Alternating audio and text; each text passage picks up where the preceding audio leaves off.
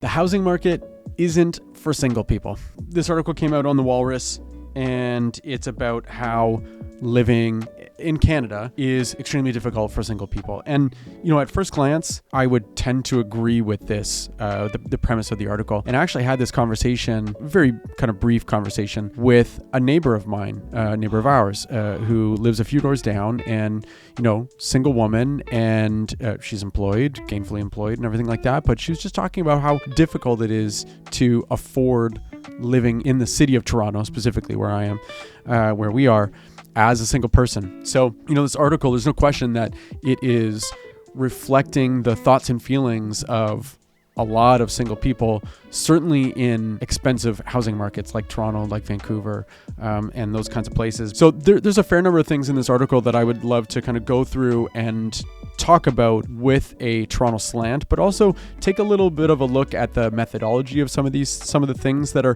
presented in the article, because there's a few things that I disagree with that are sort of setting up the premise of the article, if you will. So let's kind of dive in and take a look. So the first thing that caught my eye reading this article was one of these early lines here. It says the old rule of thumb was that housing should be 30% of your net income. So sometimes I work on behalf of landlords as well as tenants. I would say that there's no question that myself or my landlord clients use that rule as a gauge of whether a tenant is fiscally or financially kind of capable of paying the rent. So they're renting a condo for $2,500. Somebody has to make 30% more than that gross anyway for it to be considered affordable for that tenant. And then I'm representing the tenants, and I'm looking at their income and then looking at what their wish list is. So let's say they make $78,000, just as an example. Well, 30% of that is $1,950 a month, and I'm using that. I'll bring it up later because I've got a specific example. Then that tenant says, well, I feel like I can afford and I'm comfortable paying up to $2,300 or $2,400. So I want a 1-bedroom plus den, or I want a 1-bedroom, but it's got to have parking, or whatever the case is. And so now I have to take a look at how do I, for lack of a better word, sell this tenant to a landlord, knowing that what they want to rent is a little bit beyond that kind of generally accepted mark of 30% per month in terms of affordability related to their income. So that was something that jumped out to me for sure. The next thing that caught my eye and actually brought up a question that I didn't know the answer to and then looked up and found the answer was this. So what they did is they looked at the median gross income for single people in Canada and saying that it was $45,069. Now that at first glance struck me as very low. And so the question that I had was, well, does that include retirees? Does that include like young working teenagers, or somebody who's maybe not making that much money but they're working part-time, or what exactly does that figure include? And so certainly I used AI, but got it to link sources and went to StatsCan to find out that a figure like that is derived from basically all single people, regardless of their employment status. That's retired people, that's kind of younger working teenagers who are working part-time. Basically, if they are deemed single, then they get counted in that. It struck me as low. It probably is way too low if we're going to be comparing people who are looking at either renting or buying something and then considering whether they are a teenager or whether they're even employed. So I don't know that that's a real fair kind of comparison to make. And then you look a little further on and it talks about how, 30% of that, 45,000 is this much per year, which is this much per month. And then the average rent for a 1-bedroom in Canada as of January of 2025 was this much, which is almost double that amount. Well, I mean, why are we using average rent, first of all, and then median incomes? Why not using average incomes? It's just that we're using averages and averages. Fine, not that big of a deal. But this number here is not really appropriate in comparison to what the cost of rent is. So that was another thing that kind of jumped out at me and I thought was, I don't want to call it misleading, but it's not exactly what is happening in terms of the premise of this article, right? Being affordable. Somebody's single, but they're unemployed. Of course, no matter what average rent is, they're going to have a tough time. So the next thing that jumped out at me was the author is sharing their own experience from, like in real estate, from a number of years ago. So they bought their own condo in 2009, and they talked about how much they pulled out, $12,500 from their RSP for the home buyers plan. It says, which was less than the 20% needed for a down payment. Now, I wasn't practicing real estate in 2008, 2009, but I did buy a property in 2007, I think it was, and it was a brand new townhouse that hadn't been built yet. It was pre-construction. That required 20% or more, 20% minimum as a down payment. But if anything was resale, we don't even have that rule now. So I don't believe at the time that if you were buying something that was already existing, if it was resale, that you needed a 20% down payment. It was probably much less than that. So that would indicate to me that this person in 2008, 2009 bought a brand new pre-construction condo, which is why they had to put 20% down. Now they qualified for the $250,000 mortgage at that time. They go on to say that this part right here. Recently, I was doing my monthly troll through real estate websites looking at condos, and I came to the realization that I am priced out of my own neighborhood. If I sold my place, I could afford a smaller, less well-built condo if I wanted to stay where I am. Now, at first I was like, wait a second. You bought a place, you had a $250,000 mortgage in 2009, you go to sell it now in 2025, unless you bought a total piece of junk in 2008, 2009, your place is worth at least double, and you probably could be close to mortgage free. The only reason that you'd be priced out of your neighborhood is if you took everything from your sale. So, I mean, let's say your place is worth $600,000, right? Minus whatever fees and whatever it is that you got to pay. $600,000, sure. A smaller, less well-built condo now in your neighborhood is $600,000 roughly, maybe a little bit more. So if you wanted to stay mortgage-free or close to mortgage-free, maybe that would be the case. But you probably could take out another relatively small mortgage and be able to afford something much nicer.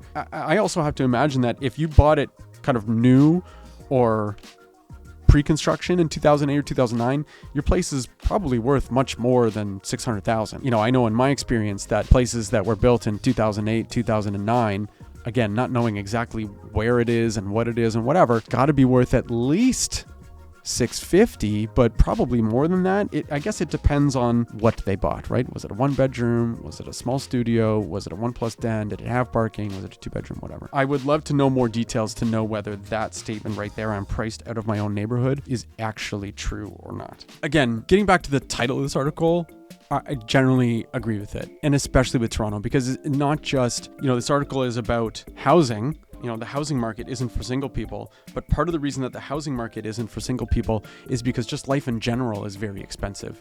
With the way inflation has gone over the past number of years, since COVID and all that kind of stuff, everything is more expensive. It's harder to afford all of the life things as well when you're doing it completely on your own, as opposed to sharing the expenses with a partner or a friend or whatever the case is. No question that I agree with it, with the premise. I just, the method in which they're kind of getting there and using to kind of base their arguments on, I don't necessarily love. So the next thing that I found myself wanting to be a bit critical of is here.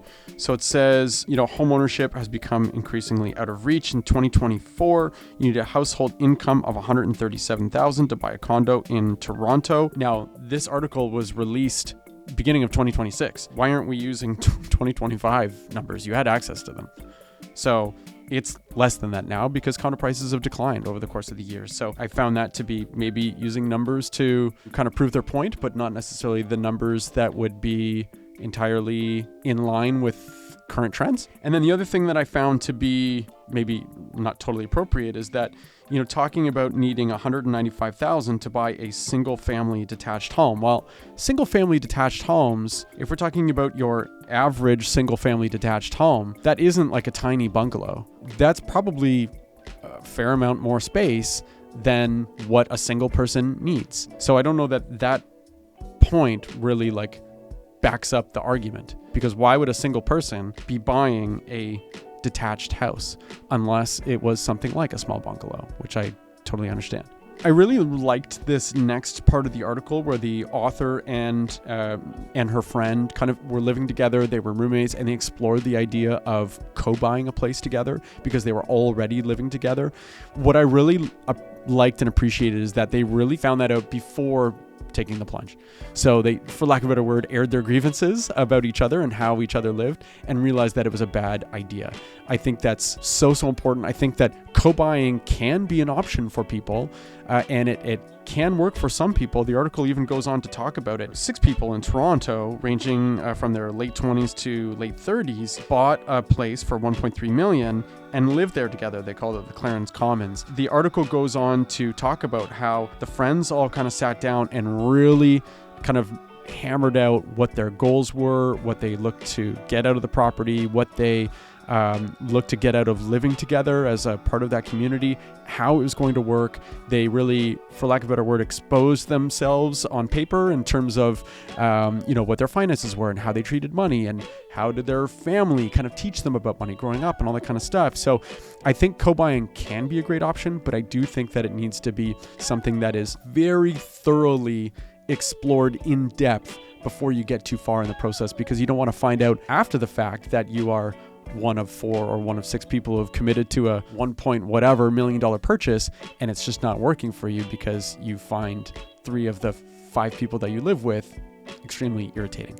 So there's a lot of homework to be done before you probably should consider co-buying anything. Now, we haven't talked much about renting, but I know that over the past couple of years, renting has become more affordable for Torontonians. Give you an example. I just helped a single person rent a pretty nice 1-bedroom condo at Yonge and Eglinton for $1,950 per month. Pretty good price. It's in a relatively brand new condo. Now, at $1,950, you need at least, if you're using that 30% kind of gauge for affordability, you need to be making $78,000 minimum per year. That's not an insignificant amount of money. So, understanding that it still can be challenging, but it's doable. And it's doable for a lot of single working professionals in Toronto, because Toronto happens to be the hub where probably the highest concentration of higher paying jobs happens to be, because it's, the country's biggest city. So it is doable. There are other options that may or may not work for you.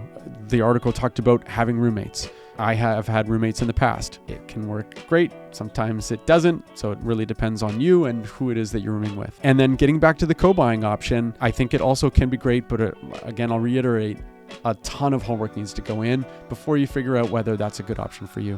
The other thing that I would say is looking at maybe getting on the property ladder as your first purchase, maybe not being your forever home or something that is super desirable for you, but something that allows you to just kind of get your foot in the market. If at one point in time you're like, well, I'm Toronto born and raised, my family's here, and so I would like to have my own family here and eventually raise that family in a home.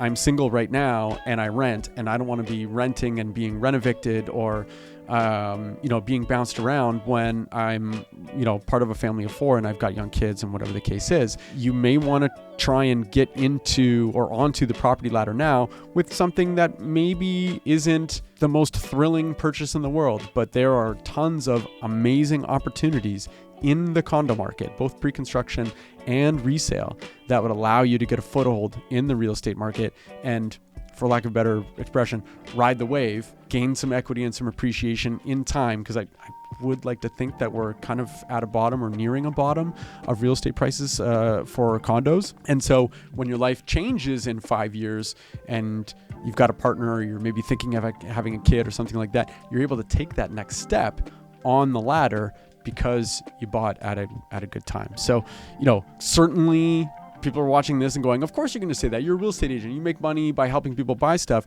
That doesn't dispute the fact that there are some pretty good opportunities for people out there right now who are considering real estate as a purchase. You don't have to work with me. There's lots of real estate agents out there. So the message, I think, remains the same whether you work with me or not. So anyway, there's some good opportunities. There are ways to go about affording Toronto as a single person, but there's no question that it's difficult. I do generally agree with this article. If you are looking to maybe make a move and you'd like to have just a no pressure, kind of open, honest conversation about how to make that move happen, you'll find a link in the description below that'll help you book a call with me. I'd be happy to chat. I'm Jamie Harnish with Bosley Real Estate. This is Toronto Home Search, and I would be happy to help you with your real estate needs.